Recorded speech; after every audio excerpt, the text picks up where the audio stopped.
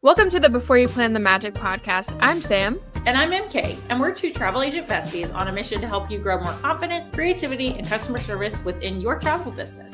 Like what you hear? Connect with us on Instagram at The Happiest Things Co. for more. Happy Wednesday, everybody. Greetings to Wednesday. I think we're all doing better than we were on Monday, which is such an improvement. Yes. So let's talk about DTA news. Let's jump right into it. So, as we've said before, I don't sell cruises. So, MK, talk about the commission. So, excuse me as I get out of the wrong thing on my phone. I know that cruise commission tiers went up, but honestly did not log in to see exactly what that looks like. If it's anything like some of the other cruise lines, which I would imagine it is, then it's going to be based on sales. So I took a glance at it, and it is. Okay. Yeah. So a lot of times cruise lines will do that. The just highest tier is 16%. Okay. Yeah. So typically, like I know, and the sales thresholds change from year over year, but and often like there's a benefit to being in a consortia for that as well, because they have negotiated lower tiers, like thresholds. I'm betting Disney is not that way, but I'll have to do some research on that today.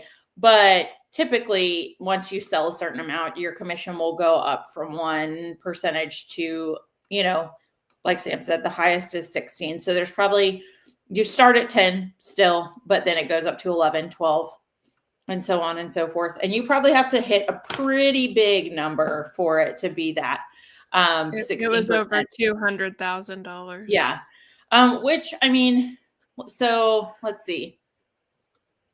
$100,000 would be 20 cruises. 200,000 would be 40 cruises. So booking 40 cruises as a singular independent agent in a year is probably, unless you are solely doing cruises, that's a lot of cruising. But I'm thinking like 3-day. Now, if you sell concierge cruises, that number is not going to be as hard to hit. I just like for kicks and giggles look at them sometimes to like put myself in the mindset of like, what would it be like if this was what I was like affording myself all the time? And like, what would it be like if this is what I sold? And I mean, if you're making a $20,000 sale on one cruise, like that's 5 cruises. That's, 10 cruises is that 200,000 threshold. So, it's all just about mindset and thinking about things differently. And it's possible, but sometimes easier with an agency backing as opposed to being one singular person. So just some things to think about. The other cruise, which this isn't official news, but I did see some chatter happening that prepaid gratuities went up, and they didn't give any kind of notice. So it might have said one price, and they might have charged you another price. So if you've booked a cruise in the last few days, maybe take a gander at it. Make sure that you are squared away with that, and look into those new gratuity charges. I don't know that it's posted anywhere, but I had a lot of people on in a Facebook group talking about it. Once again, I don't sell cruises. I couldn't even tell you what that is. Okay. But I do know that people prepay them. So check those. Basically, just as like a brief overview, Sam, basically it's your servers at dinner, your like dinner servers, which you have a head server, your regular server, and then an assistant server. And they kind of all play different roles. We tend to tip extra for that. So we'll prepay, but then I always tip extra for that because a server to me is a very important part of a cruise ship because they keep me from dying. So I always like to recognize their attention to detail with some extra cash. And then you also are tipping the Cabin stable attendant. Yeah. Which, fun fact about Disney, if you sell Disney and other cruise lines, is that Disney is the only one that still has turn up and turn down service. A lot of the other cruise lines have done away with turn up and turn down for anything below like a junior suite level. So I think that's really nice for families because it means your room is getting cleaned twice a day. And if you've got littles, that can be super helpful. So just look at, like, I always tell people I like prepaying gratuities, but I always intend to bring some extra with me too, just because that's one of the best parts of Disney is those people become such an integral part of your cruise experience. I mean, we took pictures with our like wait staff. We talk to them, multiple times a day and just love them. So Excellent. Thank you for that cruise education this morning. you're welcome. I'm always saying that I don't understand any of the languages that they speak in the cruise world, so I have to have MK and Christy fill me in on that stuff. Okay. There was also commissioned stuff, Adventures by Disney. Once again, probably the same shebang with the cruises. Let's talk about Premier Pass changing again.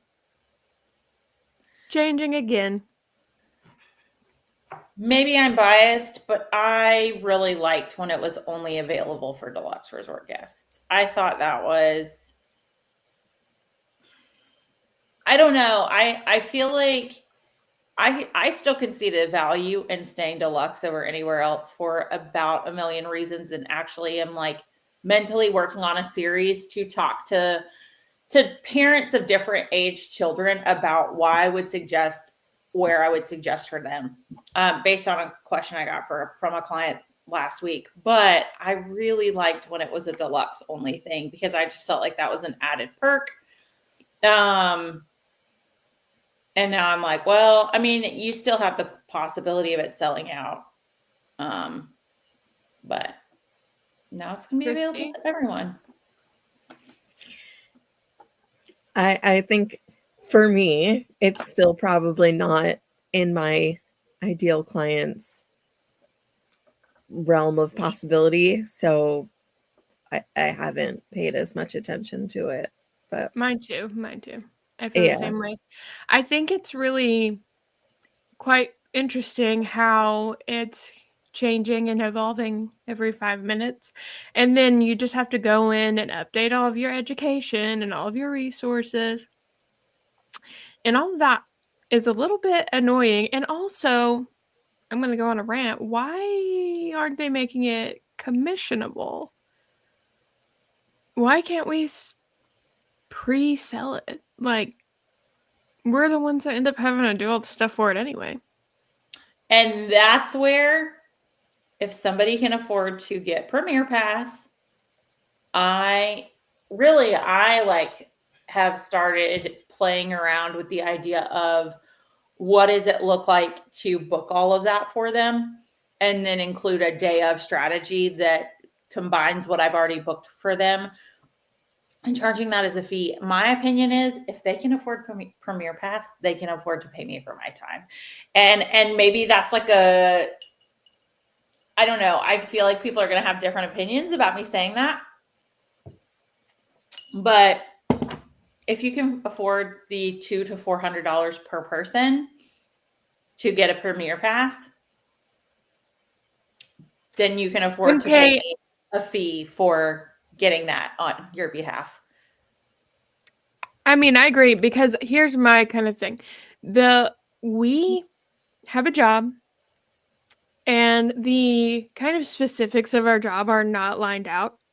We book travel and that's the specific of the job, like overall.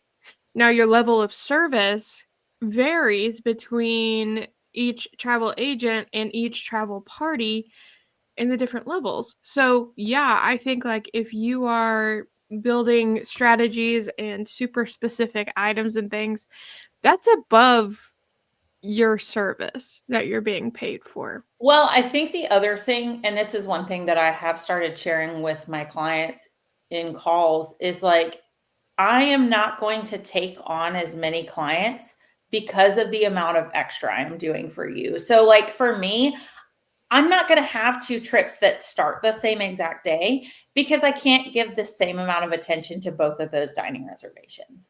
Mhm. So, I think there's several different ways you can play around with this.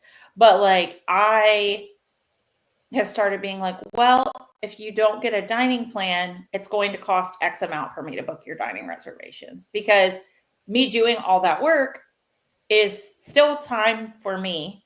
It still involves an extra planning call with them, but none of that's commissionable. So like I like feel that it's necessary for me to not have to take on as many clients to be able to charge a fee. And everyone that I have shared that with is like, oh, that makes so much sense. And they are eager and pleased to pay the fee. But I also have it very clearly spelled out on my services page on my website what that gets them. And when they go in to pay the fee, it's also clearly spelled out. So I think people aren't necessarily going to mind paying a fee a lot of times, but they have to understand the value of what they're getting. And I think it's the same way for different resort levels. Like, if you don't understand why why a deluxe is better than a value, why are you going to spend the extra money? That's just unwise. So I think a lot of our role as a travel agent is being able to articulate our value and the value of the products that we are, the products in terms of resort stays, park tickets, XYZ that we're selling. I think just being able to share that is really, really helpful. So, And what was your experience using Premier Pass? um, it's like on my wall to write a blog post about, but I think, the one thing Premier Pass gave me that, I feel like is a little harder to get when you use multipass is presence. Like, I did not worry the whole time about what I was doing or booking, or, I just knew it was all booked. So that was really convenient. I roped dropped because I like to rope drop, but honestly, I didn't have to. I rode everything in Magic Kingdom with the exception of Space Mountain. I think I didn't ride Astro Orbiters. I cannot do Tomorrowland Speedway. It literally, I feel like that is a medieval torture device. My legs are very long. And then what else did I do? I don't think I did Carousel of Progress, but with the exception of a few rides, I was done with everything in the park from 8:30 a.m. to 2 p.m., which was at like Tron, the whole nine. It was wild to me. And also, I could have ridden Tron twice because it was the first time that I was small enough to go in the bike seats. And so the guy let me into the lightning lane, and I like scanned because I was not thinking that he was just being super kind. He was pixie dusting me, and I just right over my head. So there's that. Kind of disappointing, but it is what it is. So, yeah, I was done with everything in the park by 2. And I even did there was the shocking thing to me was that Dumbo took the longest because there was a ride glitch. So that's the one thing Premier Pass cannot buy you is like the surety of every single ride working with no glitches. But I would not spend $400 on it again. I think you can really beat Lightning. I think you can beat Premier Pass with a good strategy and rope drop, and especially like when I did it, it was only available for deluxes. So like if that was the case, just go to those parks on extended evening hour days and like don't worry about it. So I just wonder how congested it's going to get. Now, realistically, like, even if you do, like, end up staying value so that you have the extra cash to spend on Premier Pass. Like, that's still like a big, big ask for people, especially people with families, because most of the time people have 2 or 3 kids, and that's gonna like be $1,000 minimum extra a day. So maybe it won't, but at the same time, it's like opening it up to everyone, even people that are getting Airbnbs. It's so like, okay, I think we're kind of taking the value away from it because it was supposed to be The exclusivity of it definitely had an appeal. right. And now it is not exclusive, which the other thing that concerns me about is it'll drive the price up. Yeah, and it's like if there's 1,000 people in the Premier Pass lane, then there's not a Premier Pass lane. You know what I mean? I wonder if they will throttle back. I think they have a pretty decent idea of typical ride queue length throughout the day. So I wonder if they'll throttle back those times when the line tends to be longer in terms of what's available for multi-pass. But there are so many ways. Now, I am a firm believer in multi-pass. Very firm believer in multi-pass. But there's so many ways that I think you can do things where it's just not a necessity, like at all, especially, and I was like, okay, the 2 parks I can see having the most value in are Magic Kingdom, obviously because of the sheer number of rides, and Hollywood Studios, because I feel like it has all the rides are popular. But Hollywood Studios also has multiple shows. So like just like that's what we ended up doing, is taking advantage of the shows and just riding around that. Yeah, it just seems like it came at a time right before cheer competitions and spring break camps where there are going to be a lot of people that bring their families and stay in Airbnbs. And they're like, we could make some extra cash. Like, that's kind of what it looks like. I also wonder, it came on the heels of the marathon, and Princess Marathon weekend is coming. And so I wonder if they did that really between the two because they were able to get some good data from, and I never know how long there is like behind rollouts for these things. It may have been this like tiered rollout plan all along. We don't know. But just with that, like, yeah, I just, I wonder if the data from Marathon weekend supported this rollout. Also, they sold out for Christmas. So I think, if they're like, oh, and that's the thing, if people can only book 3 days in advance, it might not even be available for people staying outside of the parks.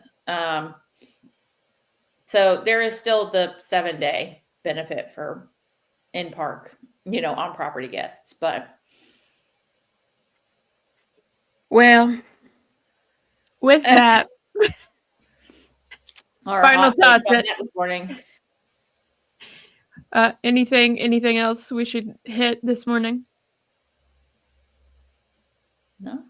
All right. Well, go and follow us over on our new account at Before You Plan the Magic. I will tag it in whenever I upload this again. But we have a new podcast Instagram. Our newest episode came out yesterday, so make sure you give that a listen.